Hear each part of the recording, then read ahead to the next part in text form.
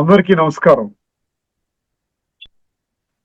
శ్రీ లలిత సహస్రనామావళి సామాజిక దృక్పథం అనే అంశంపై శ్రీ వింజమూరి బాలమురళి గారు ధారావాహిక ప్రసంగం చేస్తున్నారు. వారి ధారావాహిక ప్రసంగంలో ఈరోజు 5వ ప్రసంగం చేస్తున్నారు. శ్రీ బాలమురళి గారికి స్వాగతం. నమస్కారం అండి. ఆచార్య వెంకటేశ్వర్లు గారికి నమస్కారములు. అలాగే సంస్కృతి సంపద ఛానల్ ప్రేక్షకులందరికీ కూడా నా యొక్క నమస్కారములు. ఇప్పుడు మనం గతం ఎపిసోడ్లో ప్రకరణంలో మనం చెప్పుకున్నటువంటి ఉద్యద్భాను సహస్రాభ అనే దాన్ని ఒకసారి పునశ్చరణ చేసుకుని ముందుకు వెళదాం. 1000 సూర్యుల కాంతితో ప్రకాశించేటటువంటి అమ్మవారు అని మనం చెప్పుకుంటాం. అలా చెప్పుకునేటప్పుడు ఇక్కడ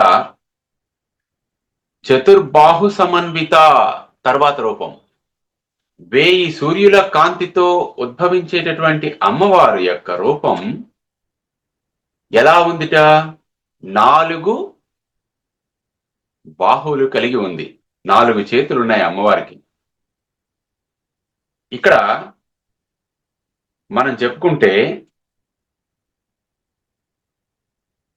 సహస్ర సూర్యుల యొక్క కాంతి, సహస్రం అంటే 1000 కాదు, అనేకం అనేటటువంటి అర్థంలో కూడా మనం చెప్పుకుంటాం. శతము సహస్రము అనేది అనేకార్థవాచకాలు కూడా, అందువల్ల సంఖ్యావాచకాలుగా కూడా తీసుకోవచ్చు. అనేక వాచకాలు అంటే అనంతం అనేటటువంటి వాచకంలో మనం అర్థంలో వాటిని వాడతాం. అయితే ఇక్కడ మనకి సహస్ర శీర్ష పురుష పురుషోక్తంలో మనకి చెప్పారు చూసారా, సకార హకారాలు. సకారం అనేది పురుషునికి, హకారం అనేది స్త్రీకి సంబంధించినటువంటిది. ఇది మనకు కొంచెం విస్తరంగా చెప్పుకొని మనం ముందుకు వెళదాం. ఇక్కడ ఉశ్వాస, శ్వాసలోని ఉశ్వాస నిశ్వాసాలని ఈ సకార హకారాలు సూచిస్తాయి. సోహం, హంసలు అంటారు వీటిని. హంస అనే దాన్ని వర్ణ వైపరీత్యంతో, వర్ణ వ్యత్యయం చేస్తే సోహం అవుతుంది.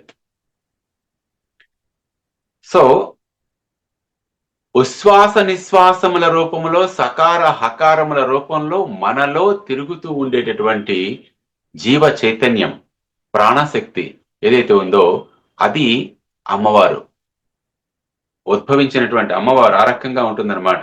కాబట్టి మనం ఏం చెప్పుకుంటాం, తైత్రీయ ఉపనిషత్తులో సహనావవతు సహనౌ భునత్తు సహ వీర్యం కరవావహై తేజస్వినావధీతమస్తు మా విద్విషావహై. ఓం శాంతి శాంతి శాంతి. తైత్రీయ ఉపనిషత్తులో సహనావవతు సహనౌ భునత్తు అని చెప్పుకున్న శాంతి పాఠంలో సహ అనే పదం అనేది 3 సార్లు ఉచ్చరించబడింది. ఈ సహ అనేది అయ్యవారిని, అమ్మవారిని కూడా సూచించేటటువంటి బీజాక్షరాలు అన్నమాట. అలాగే ఆధ్యాత్మిక మార్గంలో ధ్యానానికి కూడా సకార హకారాలు రెండు కళ్ళ లాంటివి, అంతే కదండి. అమ్మని ధ్యానిస్తూ అయ్యవారిని చేరుకొనుట, అయ్యవారిని సాన్నిధ్యాన్ని పొందటం కోసం అమ్మవారి యొక్క సహకారాన్ని పొందుట. మనం ఏదైనా కావాలనుకోండి, పిల్లవాడికి నాన్న అంటే భయం, వెంటనే వాడు ఏం చేస్తాడంటే కిచెన్లోకి వెళ్ళి అమ్మ నాకు ఇది కావాలి, నాన్నకి చెప్పి కొనిపెట్టమను అని చెప్తాడు.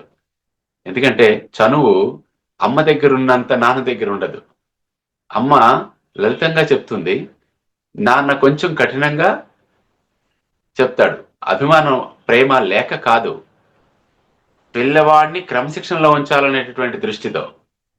అందువల్ల మనం అయ్యవారిని చేరుకోవాలనేటువంటి సాధన చేసే సాధకులు అమ్మవారిని కూడా ప్రసన్నం చేసుకుంటే అయ్యవారిని మనం అయ్యవారి యొక్క సాన్నిధ్యాన్ని, అయ్యవారి యొక్క ప్రత్యక్ష అనుభూతిని పొందడానికి వెంటనే మనకి అవకాశం అనేది అమ్మవారు కల్పిస్తుంది అన్నమాట. కాబట్టి ఇవి మనకి ఎలా తెలుస్తుందంటే, సౌమ్ పంచప్రణవాల్లో సౌ అనే ఉంది కదా, ఈ సాహ సకార హకారాలే సౌమ్ అనేటటువంటి బీజాక్షరంలో కనిపిస్తాయి. శివదూతి, శివారాధ్య, మనకి 2 నామాలు ఉన్నాయి. లలితా సహస్రనామంలో. ఆమె శివుని చేత ప్రేరేపితమై మనకి సహాయం పడడానికి వస్తుంది, శివారాధ్య. కాబట్టి ఆవిడే శివుణ్ణి ఆరాధిస్తుంది, మన చేత ఆరాధింపజేస్తుంది, శివుని చేత కూడా ఆరాధింపబడేది అనేది కూడా అర్థం చెప్పుకోవచ్చు మనం ఇక్కడ. ఎందుకంటే అయ్యవారికి కూడా శక్తి కావాలంటే అమ్మవారే కావాలి. ఎందుకంటే హాలాహల భక్షణంలో మనకి తెలుస్తుంది. ఓ చిన్న చిన్న ఉదాహరణకి మనం ఆ అంశాన్ని స్పృశిద్దాం. హాలాహల భక్షణానికి పరమేశ్వరుడు వెళ్లే ముందు పరమేశ్వరుని అనుమతి అడుగుతాడు, నేను వెళ్ళనా అని. అమ్మ ఏంటుంటుంది, పోతన బ్రహ్మాండమైన పద్యం రాస్తారు పోతన గారు. ఏమంటారు, మింగెడిది గరల మహావిషమట, మింగెడిది మహావిషమని, మింగెడివాడు ప్రాణవిభుండని, తా మింగిన జనహితమగునని, మృంగుమనే సర్వమంగళ మంగళ సూత్రంబునెంత మది నమ్మినదో అంటారు పోతన గారు. ఆవిడ తన మంగళసూత్రం మీద ఆవిడకి ఎంత నమ్మకమో. మింగడిది మహావిషం, అదేనేమైనా పాయసం తినడానికి వెళ్తున్నాడా? వెళ్ళట్లేదే. కానీ వెళ్ళొచ్చా అని భార్యను అడిగాడు. ఎందుకంటే శక్తి లేకపోతే శివుడు కూడా నిర్వీర్యుడైపోతాడు. కాబట్టి శక్తి అనుమతి ఉన్నది గనక, శివాశివులకి అభేదము గనక శివుడితో పాటు శక్తి యొక్క అనుమతి కూడా ఉండాలి.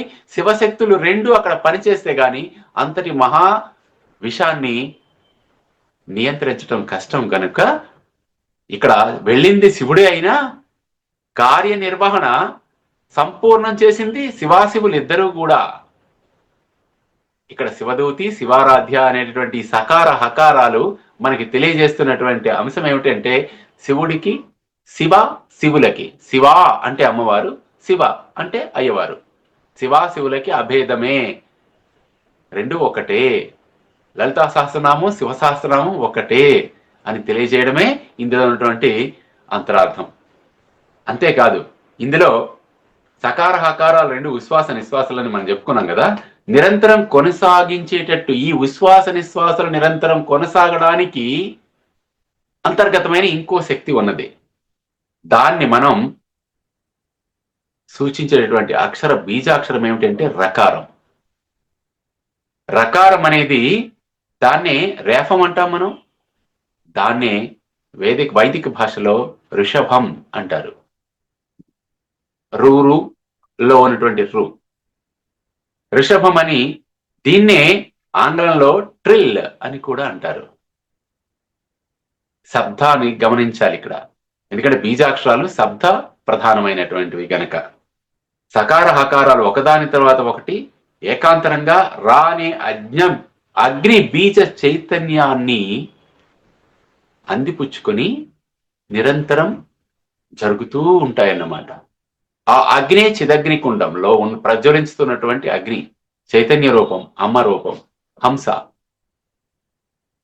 హంసని మాత అని మనం చెప్పుకుంటాం కదా, హంసవతి.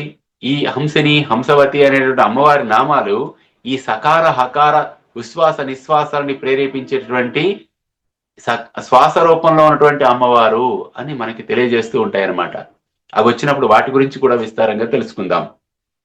అందువల్ల ఉశ్వాస నిశ్వాసాల కేంద్ర స్థానం ఎక్కడ అంటే హృదయమే కదా.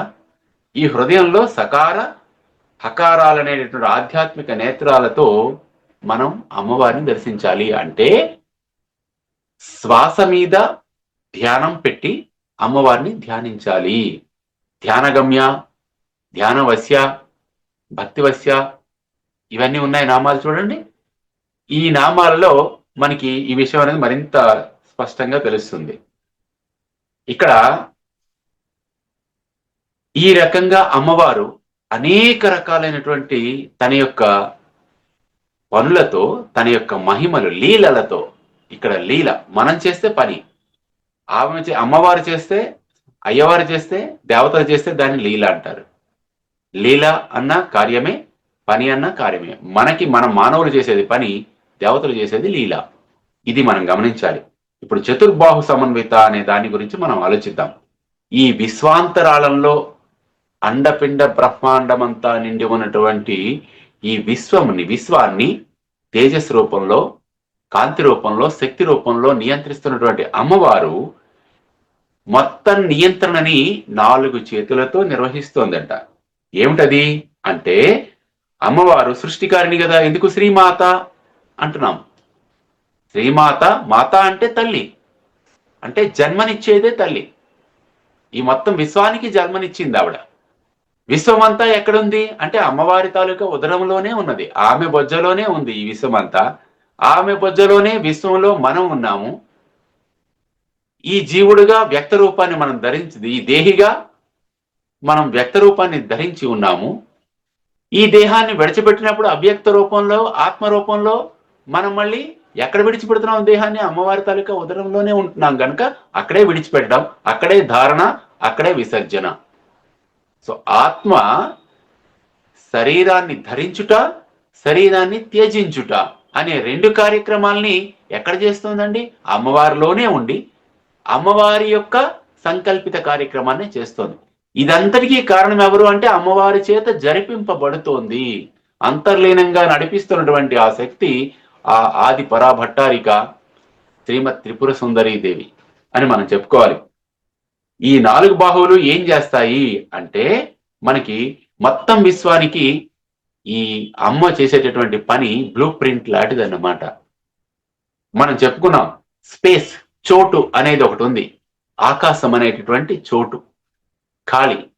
ధారాకాశం అనే మన శరీరంలో ఒకటి ఉంది అని చెప్పుకున్నాం. ఆకాశానికి ఇది ప్రతీక. ఆ చోటు అనేది, దానికి ఏముంటాయి? ఎడమ, కుడి, పూర్వ, ఉత్తర, ముందు, వెనక, ఎడమ, కుడి, పై భాగం, ఊర్ధ్వ భాగం అనే ఈ 5 భాగాలలోని అమ్మవారు అనేది వ్యాపించి ఉంటుంది. అలా వ్యాపించి ఉండేటటువంటి అమ్మవారు బాహువులు చతుర్బాహు సమన్విత, 4 బాహువులు. చతుర్బాహువు అంటే 4, చతుర్భుజము అని మనం చెప్పుకుంటాం చూడండి జామెట్రీలో. చతుర్భుజము అంటే స్క్వేర్. ఈ స్క్వేర్ దేన్ని సూచిస్తోంది చూడండి? శ్రీయంత్రము తాలూకా 4 ఆవరణల్ని సూచిస్తోంది. చతురస్రాకారంలో ఉన్నటువంటి శ్రీయంత్రం తాలూకా ఆ చతురస్ర ఆవరణని సూచిస్తోంది. అది చతుర్బాహు అంటే సంకేతంగా అలా కూడా మనం అర్థం తీసుకోవచ్చు. బాహువులు అని మనం చెప్తున్నాం, సైడ్స్ కదా. ఆ చతురస్రానికి ఉన్నటువంటి సైడ్స్, పక్కలే, పార్శ్వములే మనకి అమ్మవారి యొక్క బాహువులు అని మనం గమనించాలి, చేతులు. అయితే ఈ రకంగా ఉన్నటువంటి చోటులో అమ్మవారు ఏం చేస్తోందంటే వికసనం చెందుతోంది. వామనుడు త్రివిక్రమావతారం చెందినప్పుడు ఎలా అయితే వికసనం చెందాడో, ఈ ప్రకృతి కూడా బిందు రూపం నుంచి, సూక్ష్మ రూపం నుంచి తేజో రూపానికి, తేజో రూపం నుంచి వ్యక్త రూపానికి ప్రకటితమవుతోంది. అంటే ఏమవుతోంది? విస్తరిస్తోంది. ఈ విస్తారం అనేది విమర్శ, వ్యాపిస్తోంది అన్నమాట. దీన్ని మనకి పోతన గారి పద్యం ఒకటి ఉంది. ఇంతింతై వటుడింతయై మరియు దానింతై నభో వీధిపైనంతై తోయిద మండలాగ్రమున కల్లంతై ప్రభారాశిపైనంతై చంద్రుని కంతయై ధ్రువునిపైనంతై సత్య పదోన్నతుండగుచు బ్రహ్మాండాంత సంవర్ధిమై. ఇంత ఉన్నటువంటి 3 అడుగులు ఉన్నటువంటి వామనుడు ఈ బ్రహ్మాండం అంతా వ్యాపించినటువంటి త్రివిక్రమ రూపంలో ఎలాగైతే వికసనం చెందాడో, వ్యాపించాడో, ఆ వ్యాపనమే అదే శక్తి. అది పరమేశ్వర శక్తి, ఇది పరమేశ్వరి శక్తి. పరమేశ్వర పరమేశ్వరులకు భేదం లేదు కనుక ఆ వికసనం, ఈ సృష్టి వికసనము. వికసనము అంటే వృద్ధి చెందుట, వికసనము అంటే వ్యాపించుట, విస్తరించుట. ఈ అర్థాల్ని తప్పనిసరిగా మనం జ్ఞప్తిలో ఉంచుకోవాలి. అలా వికసిస్తున్నటువంటి అమ్మవారు, విస్తరిస్తున్నటువంటి అమ్మవారి తాలూకా శక్తి 4 భాగాలుగా ఉంటుందిట. ఏమిటవి అంటే, ఈ 4 చేతులతో అమ్మవారు సృష్టించినటువంటి ఈ విశ్వం తాలూకా వ్యక్త రూపాలు ఎలా ఉంటాయంటే, ఖనిజ సంపద, వృక్ష సంపద, జంతు సంతతి, మనుష్య సంతతి అనే భౌతిక సృష్టిగా అమ్మవారు ఈ మొత్తం భౌతిక సృష్టిని తన 4 చేతులతో నిర్వహిస్తూ ఉంటుందిట. ఇదండి చతుర్బాహు సమన్విత. ఉద్యద్భాను సహస్రాభ చతుర్బాహు సమన్విత. 4 చేతులతో అమ్మవారు చేసే పని ఇది. ఇన్ని పదార్థాల్ని మన కోసం సృష్టించింది అమ్మవారు. అంతేకాకుండా ఇక్కడ ప్రళయం తర్వాత వచ్చే సృష్టి గాఢ నిద్ర నుంచి పూర్తి మెలకువలోకి మారే ప్రక్రియ లాంటిది. సుషుప్తి, స్వప్నము, జాగ్రత్త, తురియ అవస్థలు 4 ఉన్నాయి కదా. ఈ 4 అవస్థలు కూడా అమ్మవారివే. ఈ 4 అవస్థలలో అంతర్లీనంగా ఉన్నటువంటి శక్తి చతుర్బాహు సంకేతితమైనటువంటి శక్తి అని మనం చెప్పుకోవాలి. అంతేకాకుండా మొత్తం ఈ యొక్క స్పేస్, చోటు అని ఏదైతే మనం అనుకుంటున్నామో ఆ గోళంలో 4 బాహుల్ని సూచించడానికి 4 బిందువులు ఉంటాయి. ఏమిటవి అంటే, మనం ఇక్కడ ఖగోళ శాస్త్రం, జియోగ్రఫీకి వెళదాం, భూగోళ శాస్త్రానికి వెళదాం. అందులో ఏం చెప్తారు మనకి? ఉత్తరాయణ ప్రారంభ బిందువు. ఉత్తరాయణ ప్రారంభం అంటే సూర్యుని యొక్క ఉత్తర దిక్కు యొక్క ప్రయాణ ప్రారంభం. అలాగే ఉత్తర విశ్వత్ ఏమంటాం దీన్ని? వెర్నల్ ఈక్వినాక్స్ అంటాం ఇంగ్లీష్ లో. అలాగే దక్షిణాయన ప్రారంభ బిందువు, దక్షిణ విశ్వత్తు ఆటమ్ ఈక్వినాక్స్. ఈ బిందువులు 4 కూడా భూమధ్య రేఖ నుంచి ట్రాపిక్ ఆఫ్ క్యాన్సర్, భూమధ్య రేఖ నుంచి ట్రాపిక్ ఆఫ్ క్యాప్రికోర్న్. చూడండి, సైన్స్ లోకి వచ్చాం మనం, జియోగ్రఫీలోకి వచ్చేసాం. అది కూడా సైన్సే కదా, శాస్త్రం. అంచేత ఈ వీటిని బిందువులు ఏమంటాం? కార్డినల్ పాయింట్స్, నిర్దేశ బిందువులు. దేని నిర్దేశ బిందువులు? సూర్య గమన నిర్దేశ బిందువులు.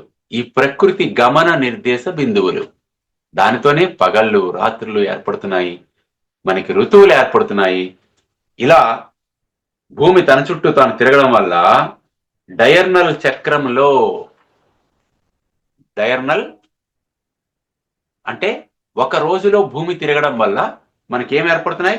ప్రాతఃసంధ్య సూర్యోదయం, మిట్ట మధ్యాహ్నం సూర్యాస్తమయం, అలాగే అర్ధరాత్రి అనే 4 బిందువులు మనకి మొత్తం ఒక రోజులో కూడా కనిపిస్తాయి. చతుర్బాహు సమన్విత, అది మర్చిపోకూడదు.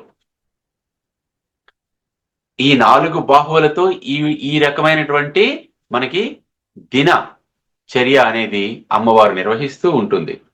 అలాగే చతుర్వేద పురుషార్థాలు, ధర్మార్థ కామ మోక్షాలు, అలాగే చతురాశ్రమాలు, బ్రహ్మచర్య గార్హపస్య వానప్రస్థ సన్యాసాశ్రమములు, మనోబుద్ధి చిత్తము అహంకారములు, ఇవన్నీ కూడా ఈ చతుర్బాహు సమన్విత అనేటటువంటి ఆ ఒక్క చతురు అనేటటువంటి 4 అనేటటువంటి సంఖ్యలో ఇన్ని కార్యక్రమాల్ని అమ్మవారు నిర్వహిస్తూ ఉంటుంది అని మనం ఎందుకు వీటన్నిటితో ఎందుకండి మనం చెప్పుకోవాలి అంటే, చతుర్బాహు సమన్విత అన్నారు అక్కడ. ఆ సమన్విత అనే పదాన్ని జ్ఞాపకం పెట్టుకోవాలి. సమన్వితము అంటే అప్లికబిలిటీ. ఈ 4టికి మనం అన్వయించుకోవాలి. అన్వయించుకున్నప్పుడు అమ్మ యొక్క విస్తార రూపం మనకి, విశాలమైనటువంటి అమ్మ యొక్క రూపం మనకి తెలుస్తుంది అన్నమాట. ఈ రకంగా మనకి ఇందులో అమ్మవారి తాలూకా విరాట్ రూపం మనకి ఇందులో ఈ చతుర్బాహు సమన్విత అనే దానిలో కనిపిస్తుంది. అంతేకాకుండా ఇక్కడ ఇందులో ఒక రహస్యం కూడా ఉన్నది. ప్రేక్షకుల కోసం అని ఒక మాట చెప్తా. పెద్దలు చెప్పినటువంటి మాట, నేను చెప్పేది కాదు. ప్రపంచంలో విస్తరిల్లి పేరు ప్రఖ్యాతులు సంపాదించాలి, అలాగే సర్వతోముఖాభివృద్ధి నాకు కావాలి అని కాంక్షించని వారు ఎవరుంటారు? అందరూ కాంక్షిస్తారు కదా. వారు చతుర్బాహు సమన్వితాయై నమః, ఓం చతుర్బాహు సమన్వితాయై నమః అనే ఈ నామాన్ని జపిస్తే వారి సంకల్పం నెరవేరుతుంది, సిద్ధిస్తుందని చెప్తారు పెద్దలు. తర్వాత ఇక్కడ తదుపరి రాగస్వరూప పాషాఢ్య. ఇక్కడ నుంచి మనకేంటంటే ఎంతవరకు అమ్మవారి తాలూకా రూపంలో స్థూల రూప వర్ణన ఇక్కడ ఉంటుందన్నమాట. ఇంకా ఇక్కడ నుంచి ఇంతవరకు మనకి అమ్మవారి తాలూకా మొత్తం విరాట్ రూపాన్ని మన ముందు ఉంచాడు. ఎవరు? వసిన్యాది వాగ్దేవతలు. ఆ వసిన్యాది వాగ్దేవతలు చెప్పలేదు, వారి చేత అమ్మ చెప్పించింది.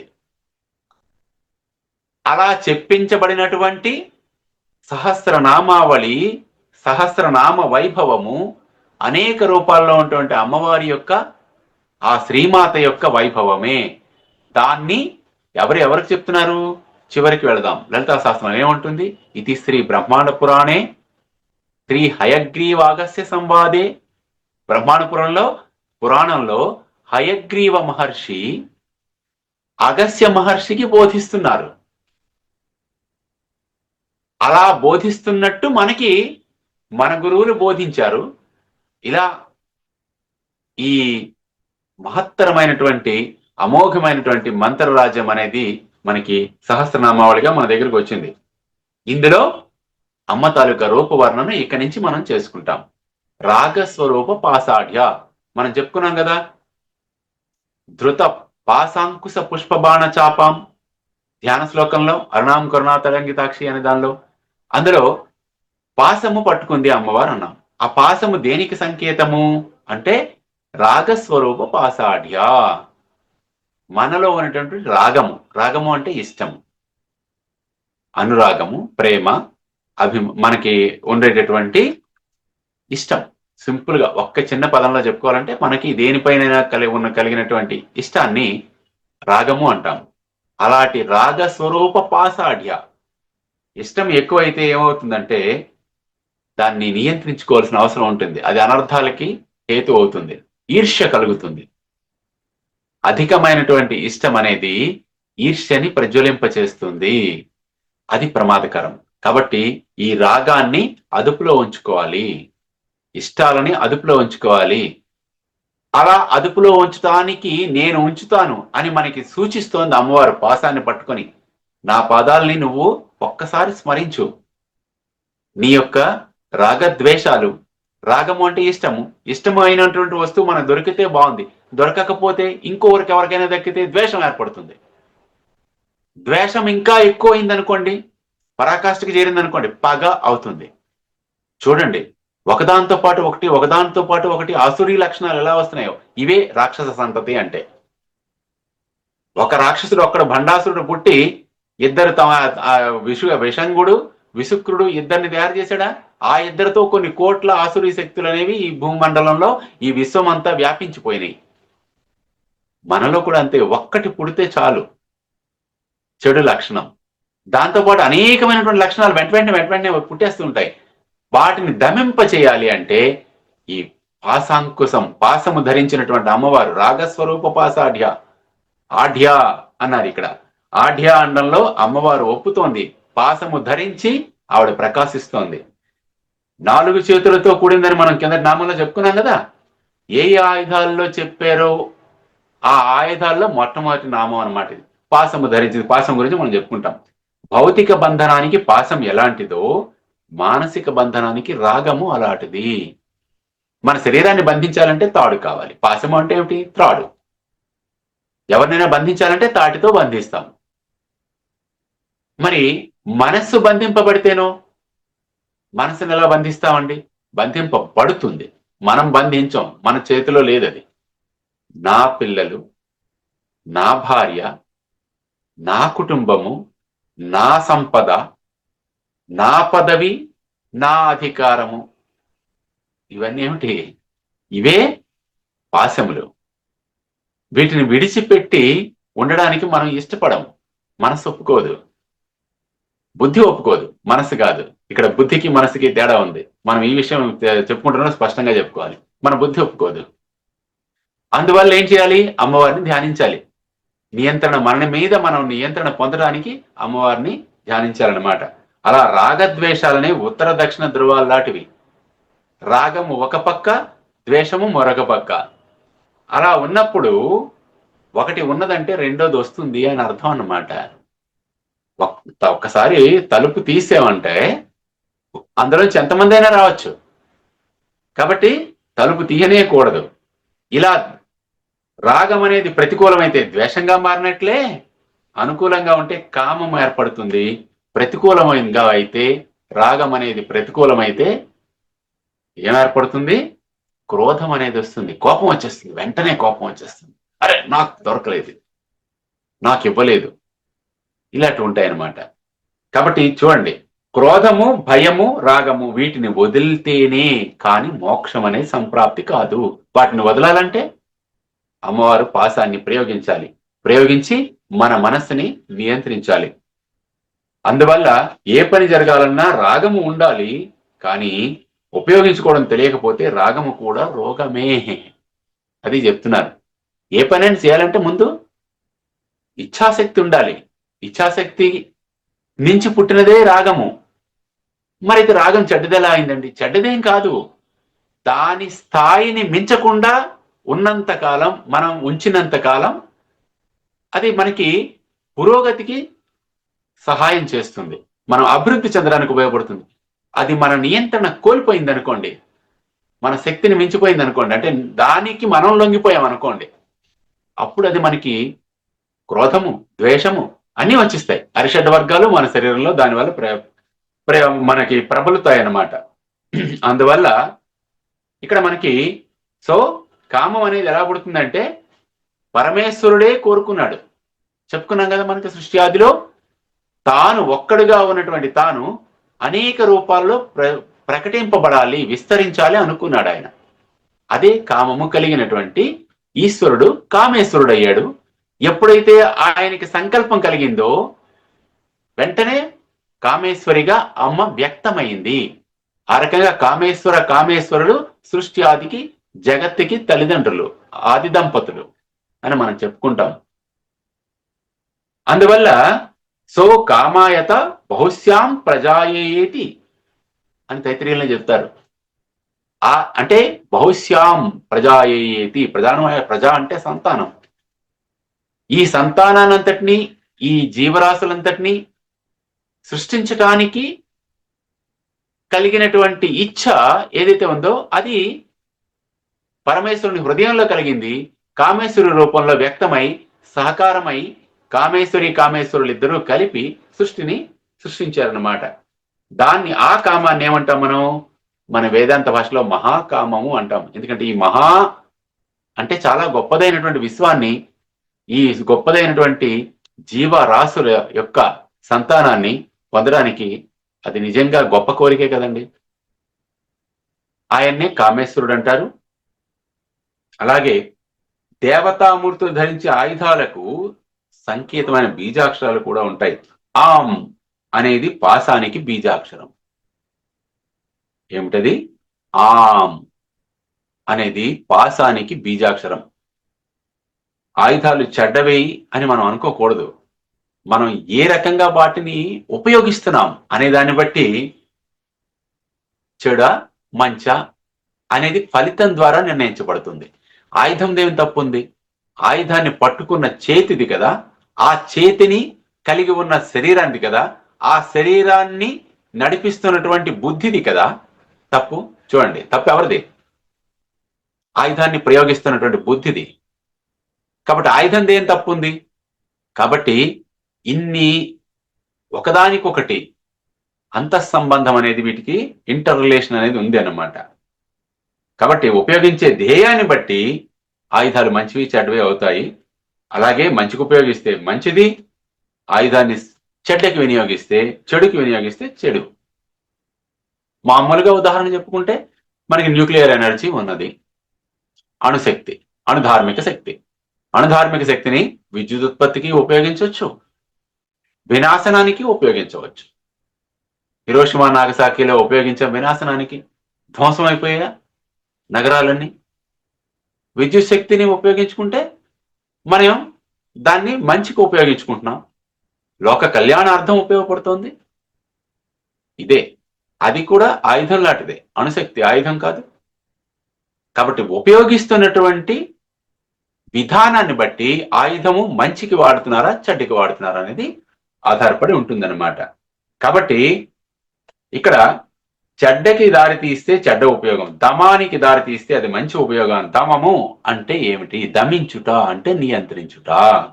నియంత్రించగలిగితే మనం రాగాన్ని, మనలో ఉన్నటువంటి ఇష్టాన్ని, అది సన్మార్గంలో నడుస్తుంది, మన అభివృద్ధికి పురోగమనానికి దోహదపడుతుంది.